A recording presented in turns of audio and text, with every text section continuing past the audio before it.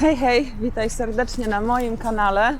Witaj pośrodku wyjątkowego miejsca, bo miejsca, w którym nigdy wcześniej nie byłam. Kupiłam sobie właśnie kawkę w Starbucksie. Słuchajcie, jestem w Bridgeport, Connecticut, w innym stanie i przyjechałam tutaj do pracy na szybką fuchę i stwierdziłam, że jak już mam przy sobie kamerę, to opowiem Wam jedno szybkie story time, żebyście mogli sobie posłuchać tutaj o fajnej przygodzie, jaką będę miała. Mianowicie chciałam Wam dzisiaj poopowiadać trochę o moim honeymoon. Jak się nazywa? Podróż poślubna. Podróż poślubna, czyli miodowy księżyc, honeymoon. I powiem Wam, że zastanawialiśmy się długo, co zrobić, bo ślub bierzemy z moim narzeczonym Amerykaninem, bierzemy w Portugalii. Także w ogóle Polka, Amerykanin, Portugalia nagle, nie? Także nie wiadomo skąd, co, gdzie, jak. I bierzemy tam ślub w Portugalii i myśleliśmy, gdzie pojechać, gdzie polecieć na ten miesiąc miodowy. A właśnie miesiąc miodowy się mówi. Tutaj mówi się księżycowy, miodowy księżyc, a po polsku mówi się miesiąc aż miodowy. Ale jedziemy na jakieś 12 chyba dni. Za naszą podróż płacą nasi goście, to znaczy nie prosiliśmy o żadne prezenty i tak będziemy w Portugalii, więc ciężko nawet jakimiś fizycznymi rzeczami, żeby podróżować. Też w czerwcu będziemy dopiero co po przeprowadzce, nasze wesele jest właśnie w czerwcu, więc też nie ma sensu z tymi jakimiś prezentami ewentualnymi podróżować, wiadomo, samolot i tak dalej. Jeszcze wtedy, kiedy ludzie chcą kupować nam prezenty, to jeszcze do końca adres też nie był nam znany, gdzie będziemy mieszkać. Więc stwierdziliśmy, że najlepsze co możemy zrobić, to zrobić taki fundusz, gdzie po prostu mogą nam ludzie wpłacać pieniądze, nasi goście, czy po prostu osoby, które z nami chcą celebrować nasze małżeństwo. I za te pieniądze pojedziemy po prostu na podróż marzeń. W podróż marzeń.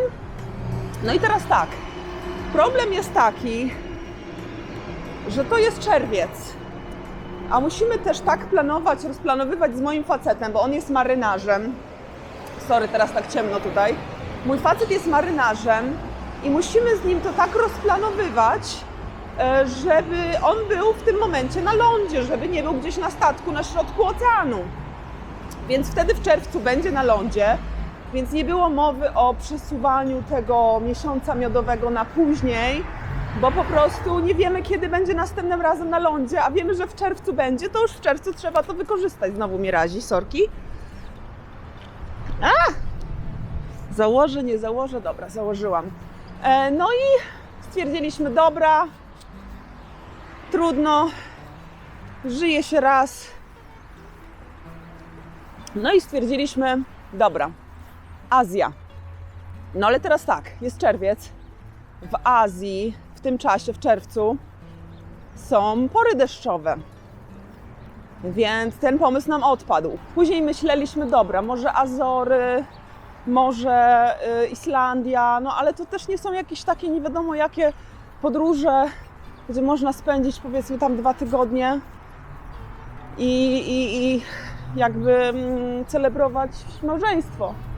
Więc padło w końcu na to, że wracamy do USA po Portugalii, po ślubie i z USA lecimy sobie, słuchajcie, na Kostarykę, bo wtedy na Kostaryce pogoda będzie jeszcze fajna. Jest to państwo, które zawsze chciałam zobaczyć i lecimy najpierw na 10 dni do takiej ekofarmy. Sorry, głośny motor. Do takiej ekofarmy w środku dżungli. To jest miejsce, które założyli Amerykanie wiele lat temu i mają kilka tam domków w środku dżungli i można wynająć konie, można rafting zrobić, jest tam rzeczka, codziennie gotują dla Ciebie produkty, które w środku, na tej swojej farmie w ogóle produkują, wytwarzają, także to wszystko będzie mega zdrowe, organiczne, bez możliwości ładowania telefonu, nawet nie wiem, czy będzie w ogóle elektryczność, ale na pewno nie będzie zasięgu, więc już wiemy, że nie będzie internetu, że będzie po prostu takie totalnie połączenie z naturą. Teraz przechodzę, chciałam Wam tylko pokazać, że tu jest dużo śmieci, słuchajcie. Zgubił moją twarz, Dobra. Widzi mnie? Widzi mnie. Widzicie, ile tu jest śmieci? Ja byłam pewna, że to jest bardziej takie nowojorskie, a stan Connecticut jest bardzo drogim stanem i takim na wyższym poziomie, więc jestem w szoku, że coś takiego tu ma miejsce. Jak już widzicie, to nie jest story time, bo przekroczyłam 5 minut, także wrzucam ten odcinek w środę, no bo nie wiedziałam, że tak się rozgadam o wszystkim i o niczym. O Boże, przechodzę na czerwonym, a nie jestem w Nowym Jorku, au! Ale się przyzwyczaiłam do tego. Zaraz na mnie będą tutaj krzyczeć. Jesus. No w każdym razie, tutaj też jakieś szkło porozbijane, wow.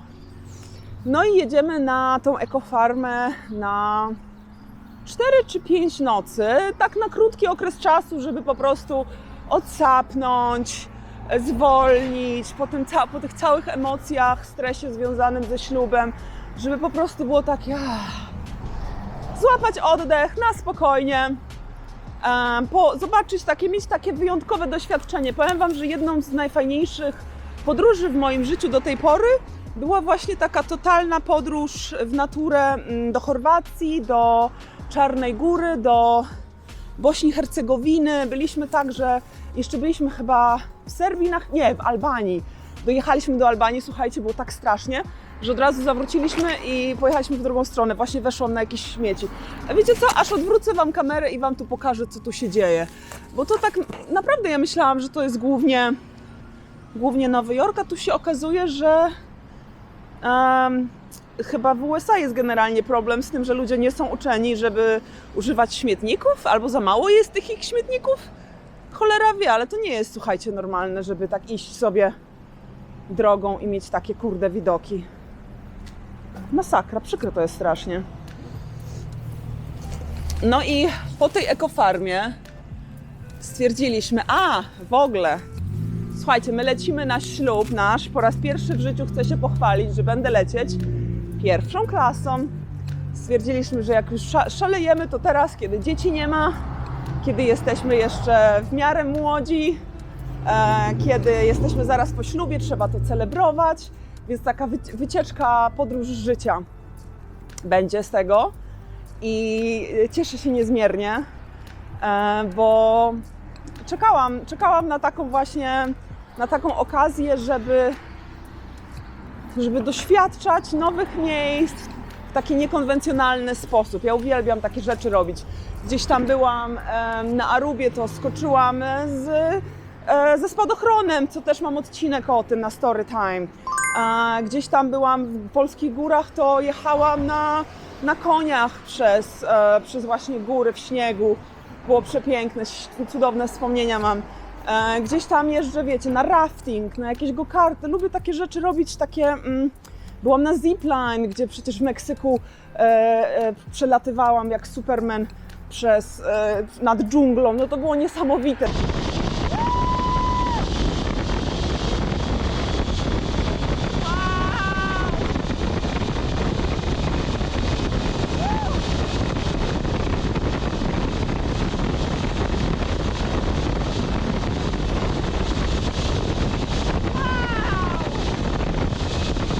Ja lubię takie rzeczy i strasznie się jaram właśnie na tą część naszego miesiąca miodowego, która jest właśnie w tej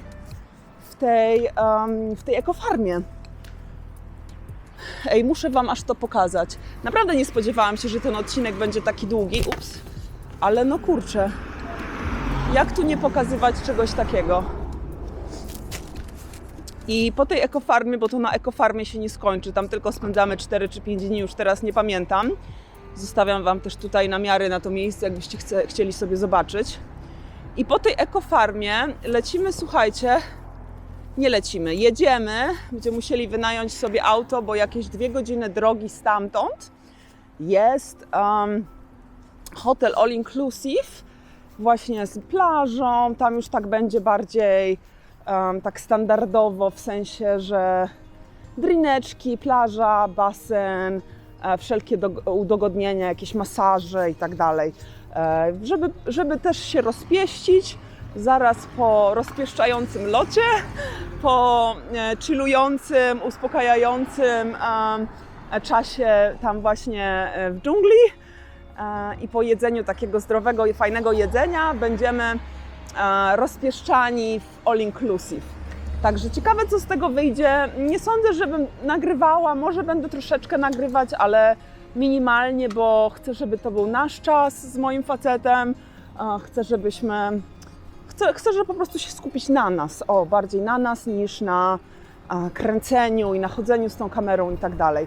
Także mam nadzieję, że przede wszystkim przepraszam, że ten odcinek był taki długi, a miał być story time'em. Ale tak jak mówię, wrzucę go po prostu w środę, bo story time miało być do 5 minut. To po pierwsze. Po drugie, dzięki wielkie, że zostaliście ze mną do końca odcinka. Jeśli followujecie mój kanał, to dziękuję Wam bardzo. Dajcie komentarz, co myślicie o naszym planie na miesiąc miodowy. A jakbyście chcieli z kolei też się dołożyć, na przykład podziękować mi za moją pracę i postawić mi kawę, albo pomóc właśnie w ufundowaniu tego naszego miesiąca miodowego, to zostawiam też w opisie tego filmu linka do takiej stronki Buy Coffee, gdzie mam swój profil i gdzie ludzie właśnie mogą mi stawiać kawę. Dziękuję Wam jeszcze raz za spędzenie ze mną czasu i żegnam się z Wami z Bridgeport, Connecticut. Troszkę Wam chociaż pokazałam inne miejsce. Nie sądzę, żebym tu jeszcze kiedykolwiek wróciła. Może do ewentualnej pracy, no ale to pierwszy raz od 8 lat tutaj mi się praca przytrafiła, także z tego małego i troszkę zaśmieconego miasteczka serdecznie Was pozdrawiam i do zobaczenia w niedzielę już na prawdziwym story time, gdzie już nie będę tyle nadawać. Na razie, hej!